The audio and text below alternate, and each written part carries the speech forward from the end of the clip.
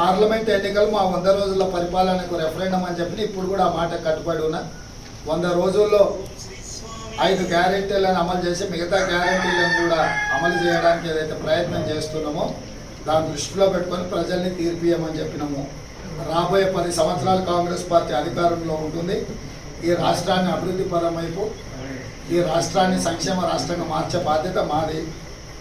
BJP శాంతి భద్రతలను దెబ్బతీసి ఈ రాష్ట్రంలో పెట్టుబడులు రాకుండా చేసి ఆ పెట్టుబడులను గుజరాత్కు తరలించుకోవాలనే కుట్ర చేస్తున్నారు.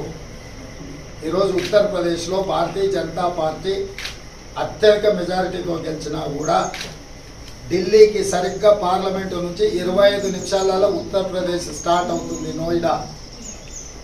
కానీ ₹1 పెట్టుబడి కూడా అక్కడ ఎవరు పెట్టడం లేదు. ఎందుకు అంటే అక్కడ ప్రజల మధ్యలో వైషమ్యాలను రెచ్చగొట్టి మత ప్రాతిపదికను విభజించి శాంతి భద్రతలను దెబ్బతీసేది కాబట్టి అక్కడికి ఎవ్వరు పెట్టుబడులు పెట్టడానికి వెళ్ళడం లేదు. అట్లాంటి పరిస్థితే తెలంగాణలో సృష్టించబోతుంది బీజేపీ అత్యంత ప్రమాదకారి. తెలంగాణ రాష్ట్రానికి బీజేపీకి పడే ప్రతి ఓటు ఈ రాష్ట్రం సర్వనాశనం కావడానికి దారి తీస్తుంది.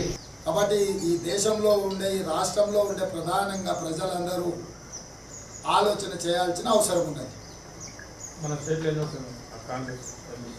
14 టార్గెట్ పెట్టుకొని చేస్తున్నాం. నిన్న మాజీ సీఎం కేసీఆర్ విమర్శ చేసింది.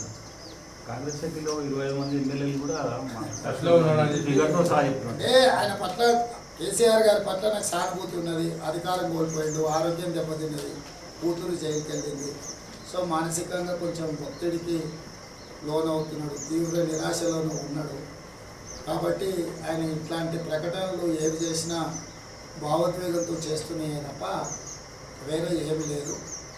కనీసం ఈరోజు తెలంగాణ రాష్ట్రంలో బూతులలో ఏజెంట్లను కూడా పెట్టుకోలేని పరిస్థితికి వచ్చింది 10 సంవత్సరాలు అధికారంలో ఉన్న టీఆర్ఎస్.